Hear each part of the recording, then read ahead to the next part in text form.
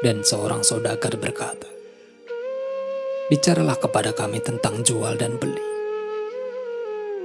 Dan dia menjawab, katanya,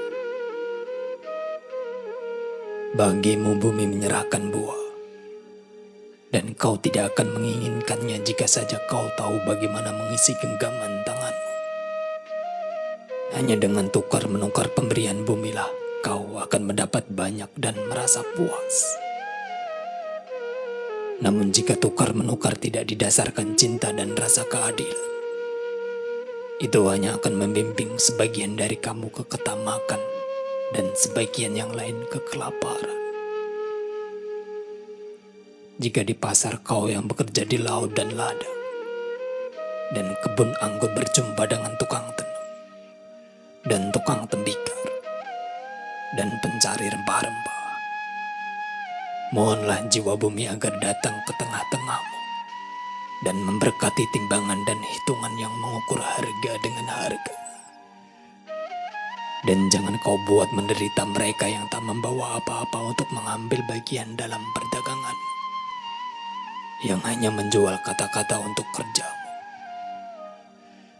Kepada orang seperti itu katakanlah, marilah bersama aku ke ladang, atau pergilah dengan saudara kita ke laut dan menebarkan jalamu. Sebab bumi dan laut akan memberimu segalanya, seperti juga yang diberikannya kepada kami.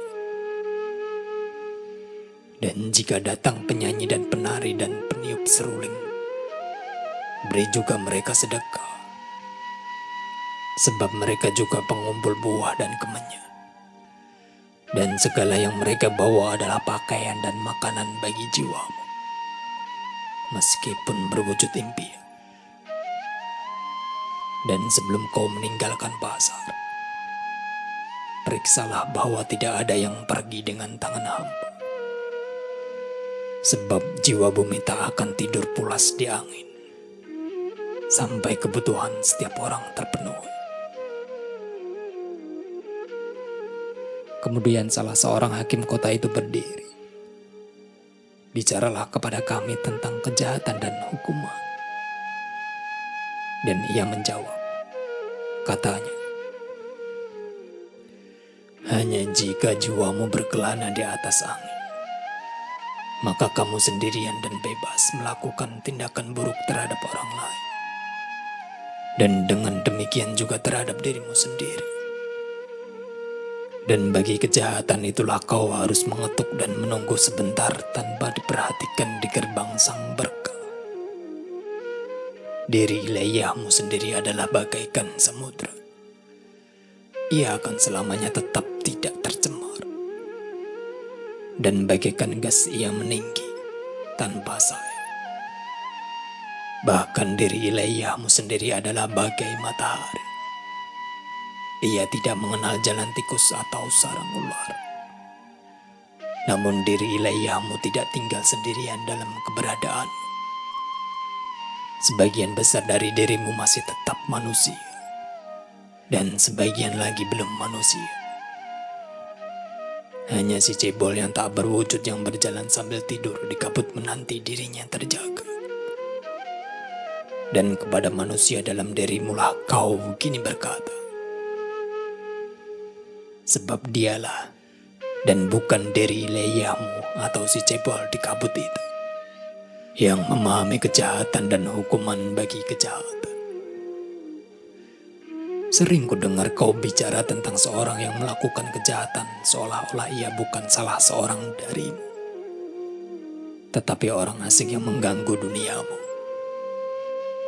Namun, ku katakan bahwa karena bahkan yang suci dan yang benar tidak mampu mengatasi yang paling tinggi, yakni yang ada dalam setiap dirimu, maka yang jahat dan yang lemah tidak mungkin jatuh lebih rendah dari yang terendah, yang juga ada dalam dirimu. Dan sementara selembar daun hanya bisa menjadi kuning hanya dengan sepengetahuan seluruh pohon, begitu jugalah si jahat tidak bisa berbuat jahat tanpa hasrat tersembunyi yang ada dalam dirimu semua.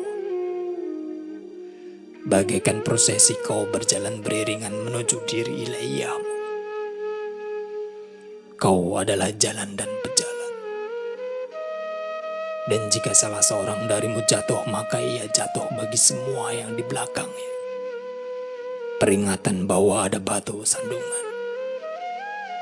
Ia pun jatuh bagi mereka yang berjalan di depannya, yang meskipun langkahnya lebih cepat dan lebih pasti, tidak mampu menyingkirkan batu sandungan itu. Dan juga demikian dunia pemberat di atas hatimu. Si terbunuh tidak bisa mengelakkan tanggung jawab terhadap pembunuhannya sendiri. Dan yang dirampok tidak bisa terbebas dari kenyataan bahwa ia juga bertanggung jawab atas perampokan dirinya. Yang benar tidaklah terlepas dari dosa yang jahat. Dan yang bersih juga tercemar oleh tindakan si kotor. Ia yang bersalah sering merupakan korban dari yang terluka. Dan lebih sering lagi yang dikutuk adalah si penyandang beban dari mereka yang tidak bersalah dan tidak dikutuk. Kau tak bisa memisahkan yang adil dari yang tak adil dan yang baik dari yang jahat. Sebab mereka berdiri berdampingan di hadapan wajah matahari, bagaikan tenunan bening hitam dan putih. Dan ketika benang hitam putus, sang penenun akan memeriksa seluruh tenunan, dan ia akan memeriksa juga alat tenunnya. Dan jika ada di antara kamu yang mengadili istri yang tak setia, ia pun harus mempertimbangkan dan mengukur jiwa si suami. Dan ia yang akan memecut orang bersalah, biarlah juga memeriksa semangat si korban pecutan. Dan jika ada di antara kamu yang akan menghukum atas nama keadilan dan meletakkan kapak di pohon kejahatan, biarlah ia memeriksa juga akar-akarnya.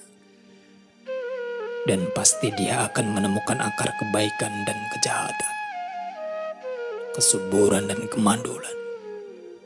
Semuanya menyatu di dalam jiwa bumi yang hening. Dan kau menentukan siapa yang adil. Keadilan apakah gerangan yang akan kau timpakan kepadanya yang meskipun jujur tubuhnya tetapi maling jiwanya? Hukuman apa yang akan kau timpakan kepadanya yang telah menusuk dagingnya tetapi yang juga tertusuk jiwanya? Dan apa yang akan kau tuntut dari penipu dan penindas, jika mereka itu juga tertipu dan berang? Dan bagaimana kau menghukum mereka yang penyesalannya lebih besar dari kesalahannya? Bukankah penyesalan itu keadilan yang dilaksanakan oleh hukum yang kau ingin laksanakan? Namun kau tidak akan bisa menaruh penyesalan bagi yang tak berdosa ataupun mengangkatnya dari yang bersalah. Tanpa diminta ia akan menyeduh di malam hari, agar manusia bangun dan menatap dirinya sendiri. Dan kau yang memahami keadilan, bagaimana kau bisa bersikap demikian jika tidak memeriksa semua tindakan dalam cahaya yang terang? Hanya dengan demikianlah kau akan mengetahui bahwa yang tegak dan yang tersungkur adalah satu orang yang berdiri di senja kala diri cebolnya dan siang diri ilahiyahnya. Dan bahwa landasan rumah pemujaan tidak lebih tinggi dari batu yang terendah dalam fondasinya. Kemudian seorang pengacara berkata, "Tetapi bagaimana dengan hukum kita, Tuhan?" Dan ia menjawab, "Kau suka membuat hukum, tetapi kau lebih suka lagi melanggarnya. Bagaikan anak-anak yang bermain-main di tepi samudra, membangun istana pasir dengan cermat dan kemudian menghancurkannya dengan ketawa. Tetapi sementara kau membangun istana pasir, samudra akan membawa lebih banyak lagi pasir ke pantai. Dan kemudian ketika kau menghancurkannya, samudra akan ikut tertawa denganmu. Dan samudra memang selalu tertawa bersama mereka yang tidak berdosa. Namun bagaimana dengan mereka yang hidupnya bukan samudra dan hukum buatan manusia, bukannya istana pasir, yang hidupnya adalah karang. Dan hukum adalah pahat yang mereka gunakan untuk mengukir karang menjadi diri mereka sendiri. Bagaimana dengan si lumpuh yang membenci penari? Bagaimana dengan lembu yang mencintai koknya dan menganggap pohon el dan kijang hutan tersesat dan gelandangan? Dan bagaimana dengan ular tua yang tak bisa berganti kulit dan menyebut ular lain telanjang dan tanpa malu? Dan bagaimana dengan mereka yang datang awal pada pesta perkawinan dan setelah makan terlalu banyak dan letih mengatakan bahwa pesta adalah pelanggaran dan orang-orang yang berpesta adalah pelanggar hukum? Apa yang bisa kukatakan tentang mereka, kecuali bahwa mereka juga berdiri di bawah cahaya matahari, tetapi membelakanginya.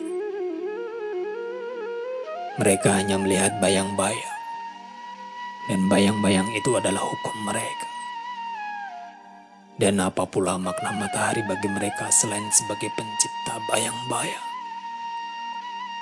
Dan apa pula makna memahami hukum selain membungkuk dan menelusuri bayang-bayang mereka sendiri di tanah? Namun kau yang berjalan menatap matahari, bayang-bayang apa pula yang mampu menahan langkahmu?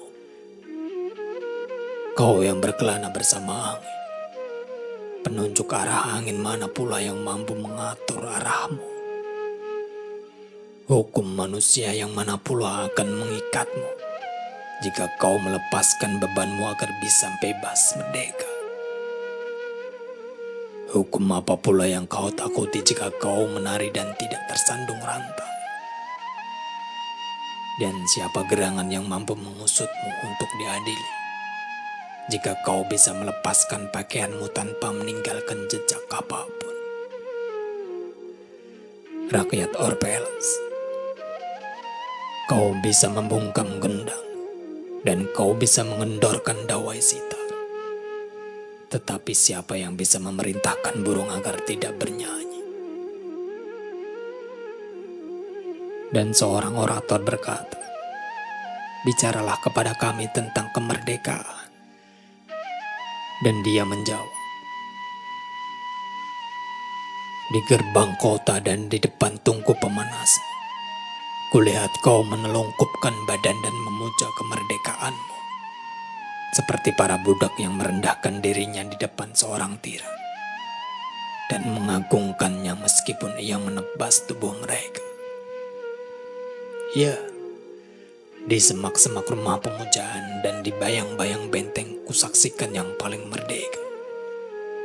Di antara kamu mengenakan kemerdekaan sebagai beban dan borgol.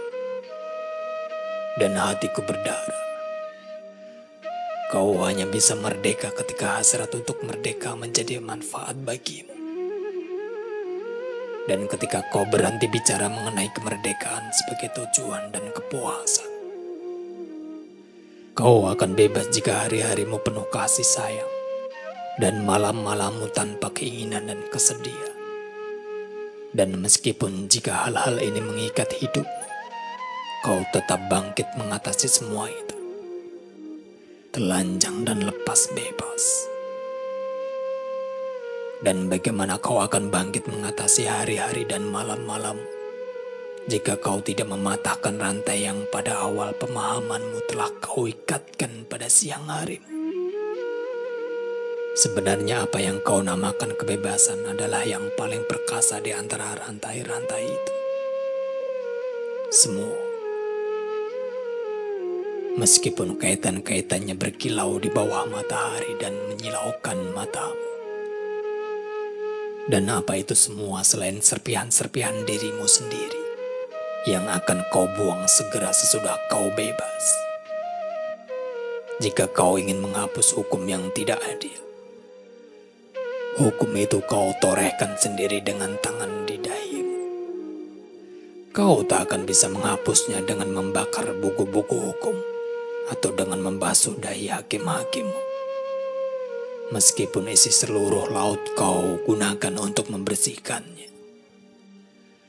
Dan jika kau ingin menyingkirkan seorang penindas dari singgasananya, pertama-tama sadarilah bahwa singgasana yang dibangun dalam dirimu juga tersingkirkan. Sebab bagaimana seorang tiran bisa memerintah orang-orang bebas dan penuh kebanggaan, jika tidak karena tirani yang ada dalam kebebasan dan rasa malu dalam kebanggaan mereka sendiri. Dan jika kau ingin menghapuskan kebimbangan, kebimbangan itu adalah pilihanmu dan bukan sesuatu yang dipaksakan padamu. Dan jika ketakutan yang akan kau lenyapkan, tempat ketakutan itu ada dalam dirimu dan bukan di tangan mereka yang takut. Begitulah segalanya bergerak di dalam dirimu belit-membelit, yang dihasratkan dan yang dikhawatirkan, yang menjijikkan dan yang indah, yang kau buru dan yang kau elakkan. Semua itu bergerak dalam dirimu sebagai cahaya dan bayang-bayang berpasangan tak terpisahkan. Dan jika bayang-bayang melemah dan hilang, cahaya yang tinggal akan menjadi bayang-bayang cahaya dari yang lain. Dan jika kebebasanmu kehilangan rantainya, ia pun akan menjelma rantai bagi cahaya kebebasan yang lebih agung lagi.